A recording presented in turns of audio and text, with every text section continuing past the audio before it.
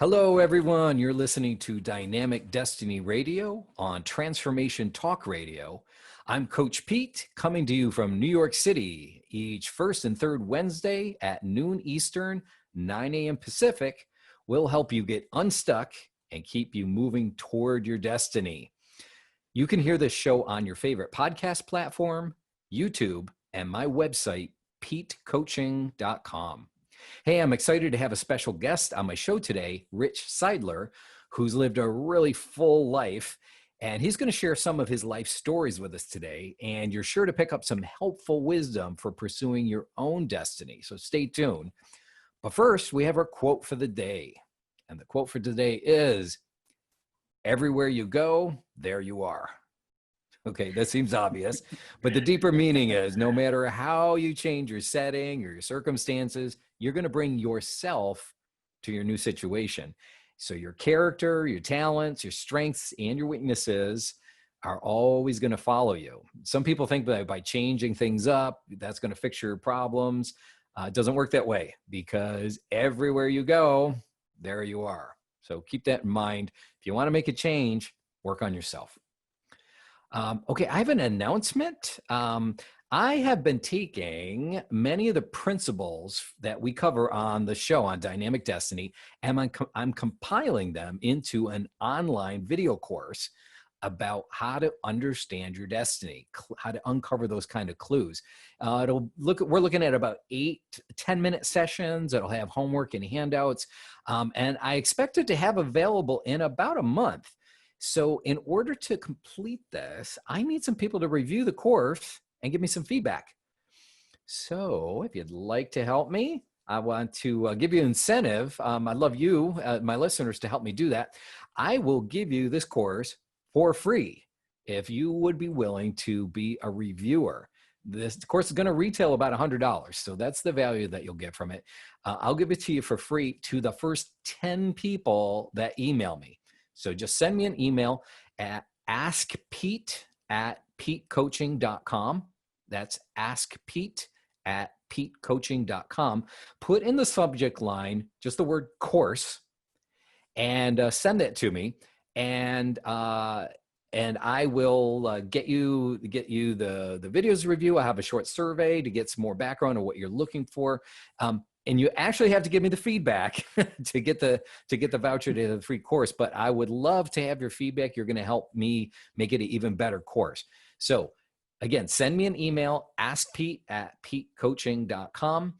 And if you would help me review my course before it goes live, I will give you the finished copy for free. Okay, well, now for the exciting part of today's show is my guest, Rich Seidler. So Rich and I go back pretty far, 2009, so 11 years, where we met through some mutual friends. He has been a great friend and a dear mentor to me, mainly because he just listens to me ramble and he processes life with me, and it's a little bit mutual, but he's got a few years on me, so I always appreciate having that more mature perspective. Rich was born and raised in Maplewood, New Jersey. So he's a Jersey boy, still lives in New Jersey. He's worked in his family's business, which is a small chemical distribution company in Newark, New Jersey. He's been a full-time church pastor. He became the CEO of his family business, and now he's in his retirement. Rich and his wife, Martha, raised two wonderful sons. He enjoys reading, writing, and golf, and adores his grandson, Jude. Please join me in welcoming Rich Seidler. Yay, Rich! Hey. Rich, hey, welcome. So, Rich, tell us about yourself. What have you been up to lately? Hey, Pete, so good to be with you right now. Appreciate it. Hey, Martha and I retired about 14 months ago after 45 years. So I was ready. It was a long siege in the same business all that time too. But we're really enjoying retirement.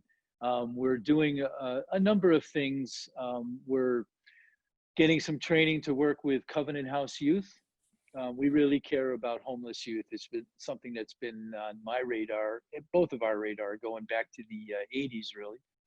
And we're actively involved still with our church community, and we're, helping in the leadership team there. So very involved there. Involved in our community. We do some community work as well. So there's a number of things, but we are getting a chance to also relax some, which has been so much fun for us. All right. Thanks, Rich. So Rich mentioned Covenant House. Are you involved in New York City Relief also? We've done New York City Yeah. Relief through NYSUM, the New York School Yeah. of Urban Yeah. Ministry. We've linked up with them before. Yeah. So in fact, Rich turned me on to Covenant House. Like my exposure to it was their executive sleep out. The first year I did it in November. So what happens is you raise money and then you go sleep out literally on the sidewalk in sleeping bags to show solidarity with homeless youth. And I was like, oh, okay, I guess I'll try this. And my friends supported me really well financially, but 21 degrees. I'll never forget it. It was like this cold snap hit right before Thanksgiving. And I'm out there with like, Rich, what have you got me into? But it was really awesome. And it really sensitized me. Covenant House is a great organization. I have a link to Covenant House and a lot of the other organizations that Rich supports. It's in the show notes. Okay, so look up the show notes. There's links to those different websites, and you can find out more about the causes that Rich supports. So the reason I wanted to have Rich on the show is he's lived a really full life, and I think if there's one characteristic that I would say the overarching aspect of Rich's life is he loves well. And he is always wanting to keep loving well. And he'd probably say, oh, well, showing the humility, like, I don't think I'm all that good at it, but he does love well. And you're going to hear that through his story. So I wanted to have him on. So Rich, if you could just tell us maybe some snapshot stories from your life. And there's things that we can pull out of a guy like Rich, who's done so well in his life, with mistakes, right? But he's done so well in his life, and there's lessons we can learn that we can apply to our own lives. It's both inspirational and instructional. So, Rich, there's one story early on in your life that I think you were telling me it means is like tell us where you're from, but then there's more to life than San Jose. What does that mean?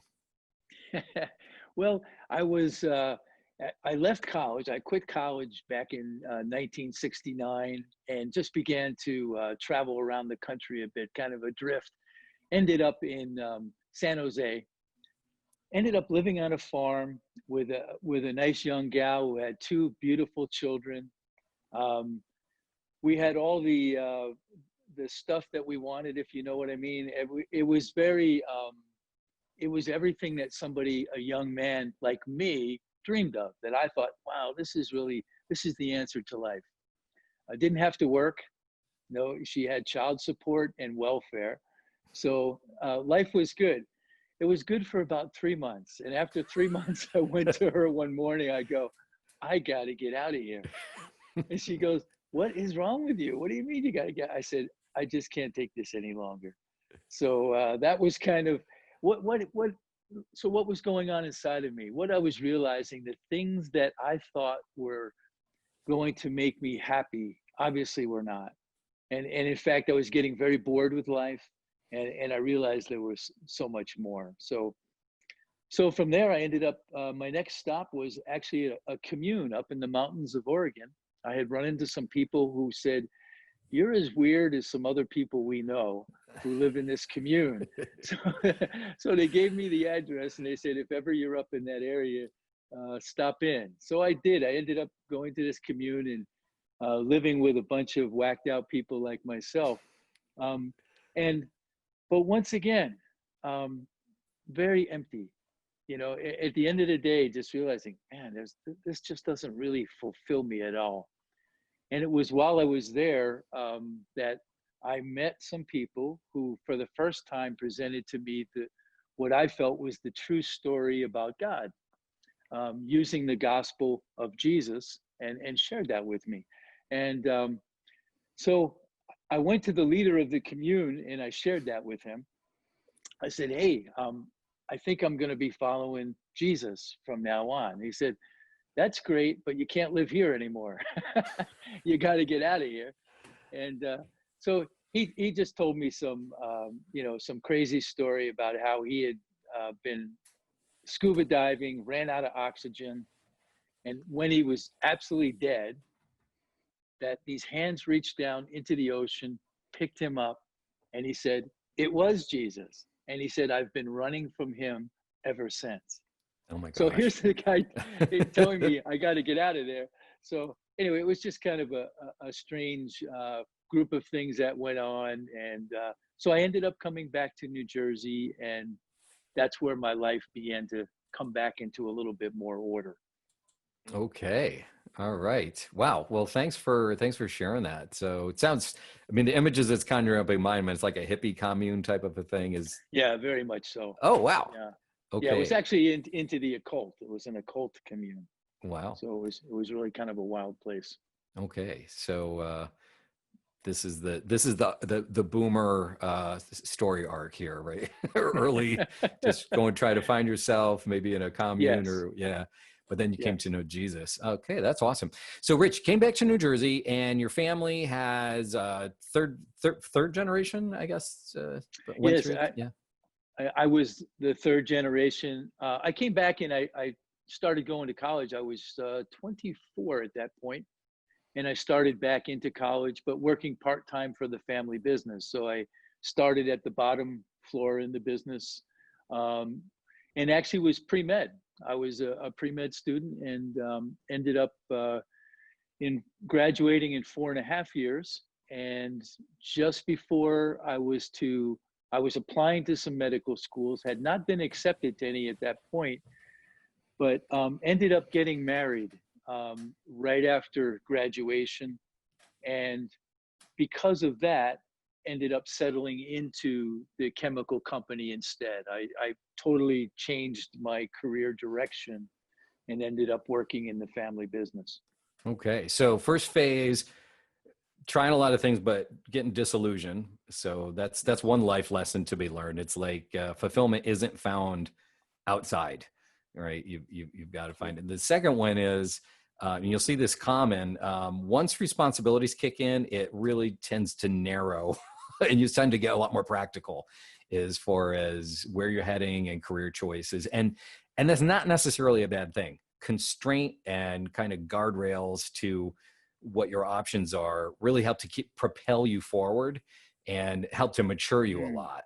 And especially so getting married and have a young family is the most common thing a lot of people go through, but there's other having to take care of other family members, or there's just different stories people have. But okay, so that's the early phase. Now, Rich, you were in the family business, but you told me there was a time when, for a number of years, that you really didn't take it so seriously. You kind of preferred to do something else, and you actually made a big change out of that into full-time ministry. Can you tell me about that? Yeah, it was as I was growing with Martha, as husband and wife, and with young kids, as you mentioned, and going along in the family business. But my faith in Christ was really growing, and I was really falling really more and more in love with God. And I thought, okay, this is going to be my fulfillment. I'm really called to be a full-time pastor. Um, and so that really became my dream. I even felt God speak to me one day and say, "I've called you." And again, it wasn't a voice, it was just an impression inside of me, but "I've Mhm. called you to pastor my people." So I took that in a direction that, okay, I'm going to be a full time pastor. So I spent many years in the chemical business. It was kind of funny building it up for my father rather than the reverse. I remember the accountant one day going, "This is really weird. You're building up the business for your father. Usually it's the father that builds it up for the son." But I said, no, no, I'm going, I'm going to be going into the full-time ministry. I let my dad know that, who was, supportive. And so I really thought that was the direction that I would be going. That's what I set my heart on doing that, thinking that that was going to be what would really fulfill me. Hmm. Yeah. Okay. So you actually made the switch. Yeah. Yeah, what happened is the pastor of our small church in West Jersey left very suddenly. When I say suddenly, about a month notice, and I was the key elder, and so I jumped into that position, and I was glad to do it. So I jumped in as interim pastor, and I thought, this is it. It's finally happening. What I thought was going to happen is happening. I was very excited about it. Interesting enough, Martha was not. Martha Huh. was feeling, Rich, I don't know. I think you're really called into business. I don't think you're to be a pastor. But I convinced her that, that what I wanted was the right way to go. And so I pursued that, and in fact was about 2 weeks from being installed as the permanent pastor. I had won a unanimous vote to be pastor, Mhm. and I was going to be installed in about 2 weeks. And one day I still remember where I was. I was driving into Newark on Route 78 in near Summit area there. And I just once again felt that inner voice. And this is what that voice said to me: you are neglecting a treasure that I have given you. And now that could mean anything, right, Pete? Yeah. I mean, you could hear that, what's the treasure? However, I knew instantly that what that voice was referring to was the business. And so here I was running a business, and really I was neglecting it. I didn't really even care if it went out of business. I'm so sad to say that, because I found my dream. I was going to be a full-time pastor. And frankly, it was the only time I didn't pastor is when I was a pastor, because I had no time between running the business and trying to run a Okay, so Rich, church. you were doing both at the same time. I was doing both at the same time. Oh, wow. Okay. Okay. Yeah, and it was crazy. It was absolutely crazy, and I did neither of them well. So it was just, anyway. Hearing that, instantly, Pete, I knew my life has to change, and I made that decision on that mile marker around number 40 there. I made that decision. I'm changing. So I went back to Martha, who was, doing cartwheels. She was so happy. and and we made that decision. I announced it to the church. We stayed with the church until we were able to install a full-time pastor who took over, and we actually stayed another year beyond that, just assisting him. So we didn't abandon the church either, because we loved it and we cared for it. Mhm. But we poured our heart into the business, Pete. We just, Martha and I together, we were a great team on that. The, Okay. the main So, thing, yeah. oh, well, you're listening to Dynamic Destiny with Coach Pete Cafarchio on Transformation Talk Radio. I have my guest, Rich Seidler, with me, and Rich has given us some snippets from his really full and amazing life. Rich, the one thing you just talked about, if you're joining us late, Rich was working in his family's business, felt in his heart a call to be a quote unquote pastor, and then took on responsibilities, literally pastoring his church, but just wasn't flourishing in that and neglecting the business at the same time. Rich, I think one thing that we can extrapolate from this is a lot of times, a lot of us sense a certain call in our lives or our hearts. I really want to be doing this, or I have a certain desire. And sometimes we can attach the object of our desire with the desire and think that they're always the same thing. And sometimes your desire can have an expression in a different format than what you originally thought. And you use the word pastor, which in English really just means shepherd. It means a shepherd of sheep, and it means a leader, but it's more of a loving, I'm gonna get my hands dirty, I'm gonna come along with you, gentle-ish kind of leadership, versus like a military leader or a CEO or whatever. And if Rich, have spent any time with him, and you're probably even picking it up from the show, he's very loving and he's very, gentle and patient with people. So you can see that desire in his heart to be a pastor or a shepherd is playing out in a lot of different ways. It plays out in his business, and But in his mind, he thought it specifically meant one setting, which was church. And I think this is something a lot of us can extrapolate. A lot of us can apply this to our lives, right? You might feel called a certain way. Don't think can only express itself in one kind of setting. For some people, they get that Mm. kind of double, yes, my job is my desire, is my calling, all the things line up. That's great. But for a lot of other people, there's multiple ways it can show up. So, Rich, as you got back into your business and started really taking responsibility back there and not neglecting it, you've told me a bunch of different kind of really cool stories of what's happened. That you saw some really, demonstrations of being able to kind of shepherd and pastor there. Yeah, we really had to rebuild the trust of the people that Uh, worked for us because they felt abandoned, and frankly, they were by me, even though I was, doing my best as I could to keep the business going, but they felt abandoned. So it was rebuilding that trust, and that took some time. And we were actually very close to bankruptcy. We weren't that far. Our accountant actually wow, came to us and said, "Prepare for bankruptcy." wow. Said, and Martha and I just turned to him and said, "It's not going to happen." we just we just had such confidence that, hey, by the grace of God, and we're going to have to put some sweat into it, which we did. We're going to be able to do it, but at the same time, we wanted to do it in a way that was loving the people that we were working with, and that's, Pete. That is my heart. It's God's heart. It's not my heart. It just to make that each person in our business was a coworker. That was the way I like to talk to them. I really didn't talk to them about my employees. I talked to them as my coworkers, and I really would treat them that way.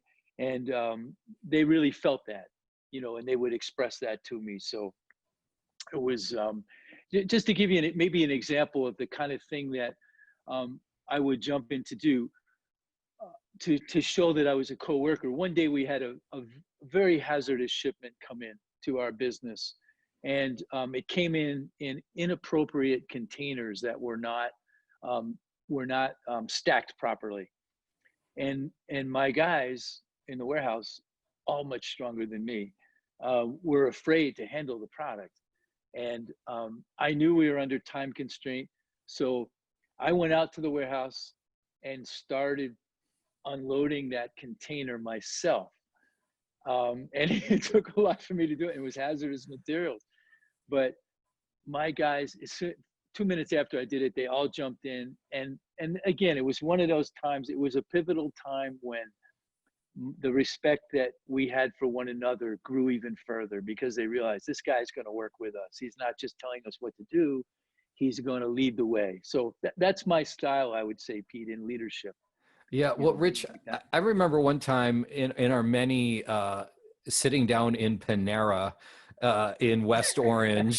That was our meeting place, sitting down for That lunch was at it. Panera. That was it. Yeah, I remember you telling me one time that actually, leading in a church setting where no one has to listen to anything you say, they're all volunteers, had given you the experience and the skills that when you then brought it back to the business, you really made a commitment that you as little as possible did you ever want to have to play the boss card and like you have to do this because I'm the boss. Instead, motivate people, work with them, speak to their strengths so that they will willingly volunteer, even though they're being paid. They do it with a willing heart, and it sounds like that became a value for you, I guess. Yeah, it really did, Pete. And I do think, and even to this day, working with a group of leaders at our church, realizing that everybody's a volunteer. We're not talking about the paid staff, but the unpaid staff, and working with different things. You realize that you're really just undergirding them. You're with them, you're helping to support them, you're lifting them up. So we tried to bring that same, Martha and I, that same principle into the business, and really be there more as a support to them than we were trying to, from top down, hey, this is what's got to get done. Now, certainly there were many times that I had to step in and say, okay, hey, we got to do this. This needs to get done, whatever. but it was when you do it from a heart of undergirding, people know it. They can feel that, and then they buy into it, and it definitely makes a difference. Maybe we couldn't get as much done. Maybe we would have been a much bigger company if we had been, you know, been stronger and pushed our way, but we would have never created a family. And that's what we did. You know, our desire was to create a family, and it is really what happened at our business. Wow. Wow. So undergirding versus overriding. Yes. Yes. Undergirding versus overriding. I love it. I can imagine that people liked working there. I know I would have. That I was like to think so. okay. Okay. I'm Coach Pete. You're listening to Dynamic Destiny Radio. I'm here with my special guest, Rich Seidler. And I describe Rich's journey as learning to love deeper and deeper, all kinds of human beings. When we come back from the break, he's going to tell us about some adjustments he needed to make in learning to love in his marriage. Stay tuned. We'll be right back.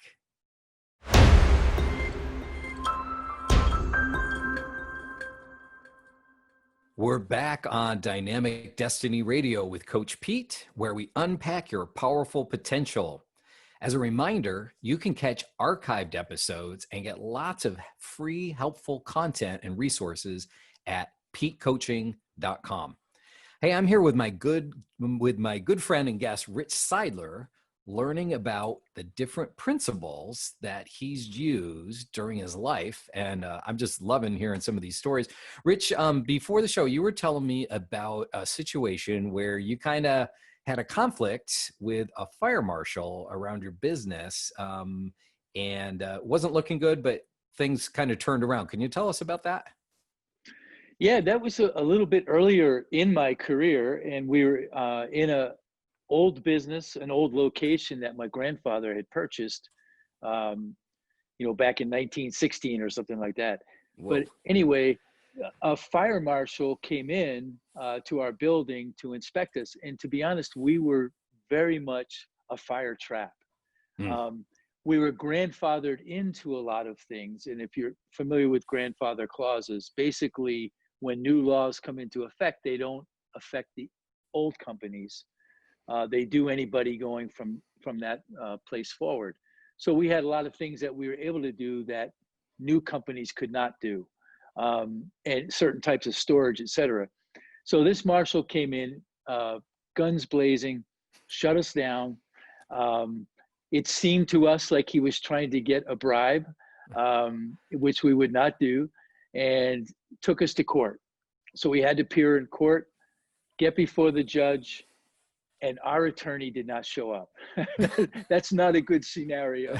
So here's this inspector giving his time, sitting in court. Our attorney doesn't show up. So as we're leaving the courtroom, for some reason, I still can't tell you why, but I walked over to the inspector, and I still remember his name. I won't say it, but I said, "Inspector, I really want to apologize.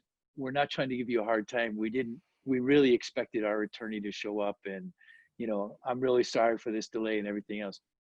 Well, for some reason, just that answer struck a chord in him, and we ended up going out to lunch together, and we're talking over our situation and everything that we're needing. And not long after that, he was instrumental for us finding a new location. He actually recommended a site that we ended up going to down in the lower part of Newark. And it was way better than what we had. It was really what we needed to grow as a business. So here's a guy trying to shut us down, and with just a gentle, kind answer, not trying to manipulate him, just, being that way. And it turned everything around for us. So I learned a big lesson from that. And that's, try to jump in and diffuse a situation when you can, rather than inflame, find a way to say something that can maybe quiet people down, give them a chance to regroup. And that was a great example for me. Yeah. Wow. Yeah. Everybody's dealing with something. You have no idea what people are going through. And if you default to love, that's always the winning approach. Wow. That's great. Yet another example of Rich demonstrating that. Well, Rich, speaking of fires, like you had, well, not you, but one of your competitors had a disaster strike, and that was a pretty awesome story that I always remember. Can you share that Yeah, with our be listeners? glad to. We got a call. This would probably be about 12 years ago now. We got a call that one of our competitors had burned down. I was actually in Pennsylvania at the time, and I got a call from one of my employees. And I still remember his comment to me was, "Their loss is our gain." Mm-hmm. And I got off the phone call and I go, "No, that's just not a good attitude." That's, I don't want to, what if that was me? How would I feel? So I resolved, in fact, the next day when I was back in New Jersey, I tried to get in touch. I knew the owner. I had met him at a golf outing, tried to get in touch with him, couldn't get through to him, but got through to his key employee. And his key employee told me the situation. I said, "Listen, we'll do whatever we can. You can store stuff at our location. You can." A big concern for them is they had several truckloads of chemicals on the way to their warehouse, which had totally burned. I mean, 100% was gone. So they were able to divert them to Newark, and we took those chemicals in. And I said, no charge till you're up on your feet. We'll do whatever we can. We'll deliver for you, whatever needs to be done. So the owner got through to me and spoke to me about it. And he was so grateful. And I would have been too. I said, "Look, if that had been me, I would hope you do the same." So it was only that same week. Let's see. Yeah, maybe 3 or 4 days later, the owner calls me up and says, "Hey, I need to come in and see you. And I'm going to bring my daughter, who's an attorney." So I'm thinking, okay, what's this all about? So I said, Uh-oh. "Okay, come on in and see me. I'm ready." So he comes in to see me and he goes, "Hey, I'm here with my daughter," introduced her. He said, "I'm going to make you an offer you can't refuse." He said, "I've decided I want to retire, and I am going to sell you my business for $1." So, in fact, he never got the dollar, to be honest with you. He never asked for it. But it turns out, and he had a very profitable business. It wasn't that it was an unprofitable business. It So was this is inventory, his customer base. Uh, everything. And his two key employees oh my who gosh. came work to me. One of them was still working with me until the day we left the business. So yeah, it was really amazing. And so this is what he said to me. The owner said, he said, "Rich, you're the only person." He said, "A lot of companies calling me to see what they could get out of me. You were the only person that called me to see what you could give to me." And he said that made all the difference in the world to me. And Pete, I can just tell you what an incredible thing. Again, it wasn't done with any Right. You motive didn't on do my it. part. Yeah, you didn't do it No, to no. benefit from it. You were just doing unto Yeah, others as you would have them do unto that's what we you. do. Yeah. So it was incredible. And he and I are still great friends. I've been to his house. He lives out of state. He has me up to his house. We've become great friends. It has been an ongoing wonderful story, and it really made our business much more profitable. So it was such a great thing for all around. It helped everybody. Wow. And you would, Rich, knowing you, you would have been like really just happy and even joyful to just have helped him, whether there was any benefit to you or not. You just, Yeah, the joy of helping people out. And sure. yeah, wow. Well, there's a lesson for you. So you didn't even have to live through it. Rich lived through it, and you can benefit from his experience. Do the right thing and show love and generosity. It never fails, right? Yeah. Love never fails. That's awesome. Well, Rich, this is like so inspiring. If you're just joining us later on in the broadcast, you're listening to Dynamic Destiny Radio with Coach Pete Cafarchio on Transformation Talk Radio. I'm here with my good friend and mentor, Rich Seidler, and he's just sharing stories from his life, different highlights. This is the highlights reel. And, Rich just has all these, really, they're fascinating stories to me. Rich, you're talking about love, and we talked about you having a heart to kind of shepherd and take care of things. Before the show, we were chatting, and you told me there was one area that everything was going along well, but there was still one area that you were neglecting that you kind of needed an adjustment on. And do you want to tell us about that Yeah, story? I'd be glad to tell you that one. That same, as I was telling you earlier, Pete, that same inner voice that I heard say, "You're neglecting a treasure that I've given you," I heard it a second time. And this was probably 10 years later from the first time. And again, I knew instantly what the voice was saying to me. And again, I believe it's the voice of God. That's my belief. I heard no audible voice, but it was that inside know that each one of us has. And something you wouldn't have said to yourself. No, definitely I would not have said. So the treasure I was neglecting, and in fact, I've even gone back so far as to think it might have been the initial treasure that I was neglecting over even the company, was my wife. And Mm. Martha will be married 40 years in August. So we've had Congratulations. thank you. We've had a wonderful long relationship. We've had our ups and downs like every marriage. But we've fought through it, and we've done.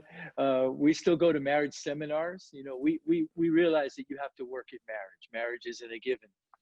But in that moment, I realized that I was leaving Martha out of my life. Okay, I had changed course and not pursuing pastoring a church, but was I still neglecting her from the things that I was involved in?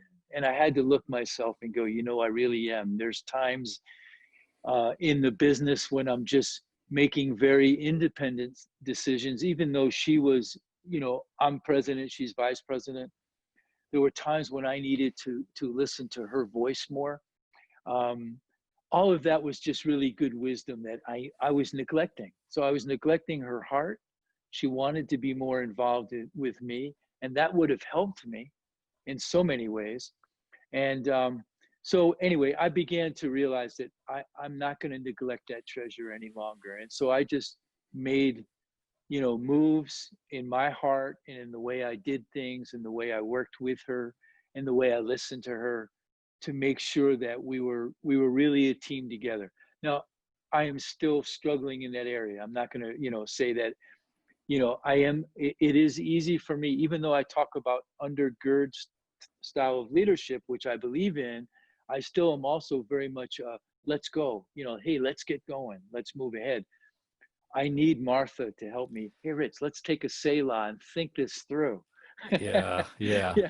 Is yeah. that the best decision? Is that the best things for Yeah, you? so I'm sitting here highlighting, talking. Rich is here, and I'm on the side punctuating. Yeah, I know Rich, and Rich is very loving and stuff. But guys, you got to know, Rich is he's a guy, and he's a business owner with all that responsibility, and he's a really hard worker. Like, he's not going to tell you that, but I can tell you just by watching him, and I know him. He's very hardworking, very diligent. He's in a competitive industry with thin margins, really, and this is not just like, oh, I'm just doing my business on the side. I mean, he's throwing his whole life into this, and commuting a really long way from Green Pond, New Jersey, down to Newark, which was how long was that of a commute every day? 45 minutes, but originally I did 23 years from Belvedere, which was an hour and 15 minutes Oh my each way. gosh. Yeah. One way. So yeah. So these are long days, family Yeah. business. There's no safety net. You've got to just make it happen. And he's good. And he's a good businessman, a hard worker, plus carrying, the responsibility for your employees and things. And so all the stories that you hear about these moments of, being generous and loving towards employees and stuff, this is all extra effort. This is not just like because he's laissez-faire about his business. This is on top of running an excellent business. And Rich, the other thing I want to just highlight, this dynamic you just described, that you're really, heads down on the business and your wife is wanting to have more of a say. This is so common with small business owners and entrepreneurial families. And I don't only want to say the guy is wired that way and the girl is wired this way, but it's typical. And that the guy can be very, very heads down, and here's the business and the books. And the woman will often have, and the roles could be reversed, but the other partner will often have more intuitive insights that are kind of easy to write off because they're not Mm. always super factual, right? Yes. Or logic based or evidence based, but there's just this strong thing, and they're sitting there talking, it's bing, ding, ding, it's bouncing off your head. But what we have seen over and over again is when the marriage thrives and when when they're open to each other's input, even if it can't be plotted out on paper, this wisdom comes into the business that takes them to another level. And they're like, oh my gosh, you're right, I never saw it that way, or I never would have been able to predict that. And we've seen this over and over. It's classic. And Mm. the sooner, it's typically the sooner the guy will just like listen to your wife. It's not just about the numbers, even though it seems that way. There's more to it. She's got things that you need, and if you'd listen, it's actually to your benefit. Mm. Well said, Pete. Well said. Yeah, yeah. Well, you lived it, so. And the other thing I just want to highlight with Rich, hey guys, we're looking at a guy who's a couple in their retirement here, and you can admire. They've got two wonderful sons. They've got grandchildren now, and all these things. And it's like, oh wow, I'm glad you were lucky to have a good marriage. Well, they've worked at it, okay. And marriage is work. It's hard work, and they've helped a lot of other couples in their marriages, but you heard Rich, at this age, they're still investing in their marriage. They're still going to marriage seminars. And again, they are making a decision to love well, to love each other well in their marriage, and also all the other people around them and the charities and things that they do. It's effort, and it's love. Mm. Mm. Well, Rich, that reminds me of the Make It Real challenge that's coming up now. So can I have a drum roll, please, from my guests? Let's hear. Bang. Okay, here we go. Make It Real challenge. You've heard Rich's story about being intentional in love. Well, this is your chance to do it. This is simple. This is the simple Make It Real challenge. Make a list of 5 people that you love. Just write it down. And that's part 1. Make that list. Now, if you tell your spouse every day or almost every day that you love them, spouse can't go on the list, okay? Or your kids. Those are the defaults. If you don't tell them you love them, they can make it on the list. Okay, make a list of 5 people, and then your part 2 is tell them that you love them this week. Okay, now if it's a buddy or something, you don't want to say, I love you, man. Oh, you could do it that way. But in some way, let them know that you love and appreciate them. That's all you need to do. That's your Make It Real challenge. 5 people that you love. Tell them that you love them. Okay, that's it. Do it. And then write back to me to let me know what you've discovered along the way. That's askpete@petecoaching.com. Rich, we're going to start winding down here pretty soon. What are some kind of overriding general mottos or principles that you like to live your life by? Wow. One that I was even thinking about as you and I were sharing, because I think it's highlighted in a couple of the stories, is um, sowing and reaping, but giving to receive rather than giving to get. And let me just explain that. Yeah, please do. Yeah. If you give what you have, let's just take one of those stories, for example, with the fire, the company that had the fire. Mm-hmm, mm-hmm. And I gave them a gift. I gave them a place to do the Storage. business. I didn't give it to them to get something back, but in giving, I received something back. And the difference is this: in a principle of like sowing and reaping, if you're giving to get, what you're really going to get back is selfishness. Because your motive to give is to get. Whereas if you give just out of love, in other words, that love's coming through you, you're going to receive, but it may be in a totally different way. It may be something you never expected. But I believe that's a principle in the universe, that as you give out what you gave, something fills in. I believe it's from God. He Hmm. fills in your heart. Another example is forgiveness. When you hold back forgiveness to somebody, you're holding back love. That's what you're holding back. So that flow of love stops with you and it doesn't go out. But as soon as you forgive somebody, that love flows into you and you feel it. You know how you feel when you forgive somebody and they don't deserve it? You know, they never deserve that, but you forgave them. When you do that, something is sparked in you. And what it is that you've let go that plug. You were plugging up that Hmm. flow of love. So you weren't giving love, you couldn't receive it. But as soon as you gave it, it receives, it comes into you. So you'll see that principle, Pete, played out all over in life.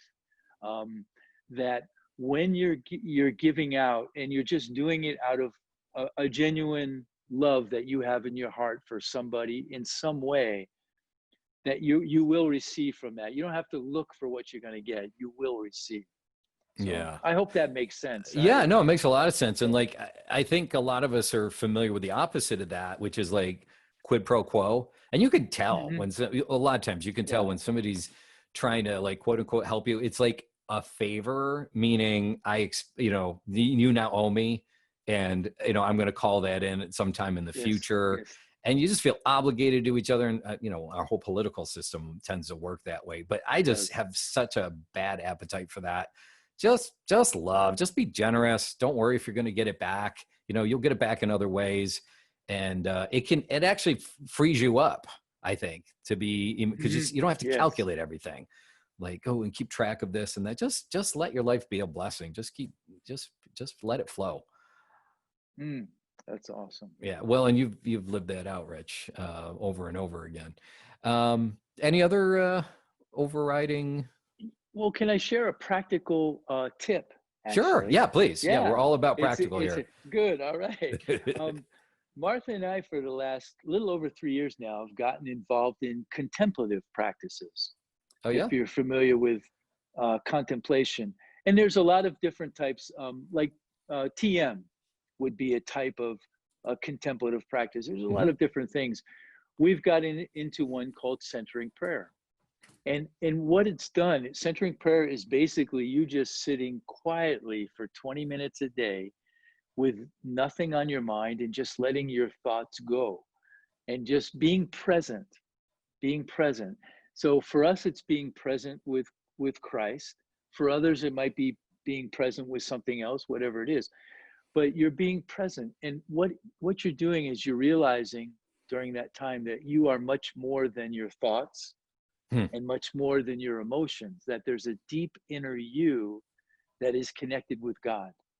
And that, I can't tell you, that's a very simple explanation, but it's been really transformative in our life, in giving us peace, in giving us joy, and giving us connection with God. It is just really deep in that connection. So um, there is a place called the Contemplative Outreach, and maybe Pete, I can give you that link Yeah, to sure. their Send me the link. website.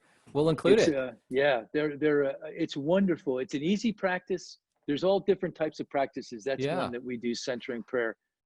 I was So reading a book about a year ago at this time by Thomas Merton. yeah, Um, oh yeah, oh yeah, heavy wonderful. stuff, but I'll tell you, it Yes, really will change you. So awesome. Yeah, Rich, send me the yeah, link and we'll put it in the show notes. Hey, as we fantastic. wind down, I have a favor to ask our listener. Hey, if you benefit from the show, could you please click like and share this with your friends? That would really help us a lot.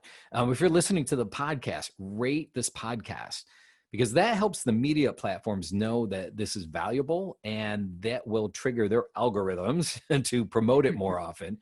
And that would really help me get the word out. So share this with your friends, like it, comment. That all those things really help. Our quote for the day again is, "Everywhere you go, there you are." Everywhere you go, there you are. Hey, I want to thank you all for tuning in to Dynamic Destiny Radio. I had a wonderful time with our guest, Rich Seidler. Thanks again for joining us, Rich. And I hope you guys did too. Hey, write to me and I'll pass things on to Rich if you wanted to thank him for any of his stories. And his connection info is also in the show notes. Please join me every other Wednesday at noon Eastern, 11 a.m. Central, 9 a.m. Pacific time. And remember, you really are God's gift to the world. So we need you to be the best version of you that you can be. Thanks so much. Bye-bye.